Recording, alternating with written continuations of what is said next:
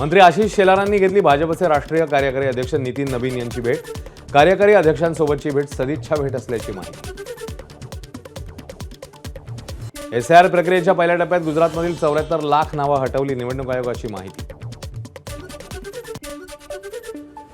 National pension सिस्टीममध्ये गुंतवणूक करणाऱ्या कोट्यवधी नोकरदारांसाठी केंद्राचा मोठा दिलासा। आता खासगी क्षेत्रातल्या खातेदारांना निवृत्तीच्या वेळी जमा निधीपैकी 80% रक्कम एक रकमी काढता येणार। एनपीएस खात्यावर कर्जही काढता येणार। दिल्लीतल्या प्रदूषणामुळे सरकारकडनं अत्यंत कडक पावलं। पीयूसी न केल्यास पेट्रोल डिझेल देण्यास नकार। प्रदूषण प्रमाणपत्राचं उल्लंघन करणाऱ्यांवर 10,000 रुपयापर्यंतचा दंड। चंद्रपूरच्या गोंडपिंपरी तालुक्यातील चेकपिंपरी आणि गणेशपिंपरी परिसरात दहशत माजवणारा T-115 वाघ अखेर जेरबंद। या वाघाच्या हल्ल्यात आतापर्यंत 2 वाघांचा मृत्यू। अभिनेत्री निधी अग्रवाल छेडछाड प्रकरणी पोलिसांकडून गुन्हा दाखल। हैदराबादच्या लुलू मॉलमध्ये एका गाण्याच्या लॉन्च कार्यक्रमादरम्यान निधी अग्रवालला तरुणांच्या घोळक्याने घेरलेलं। सोशल मीडियावर व्हिडिओ व्हायरल झाल्यावर गुन्हा दाखल।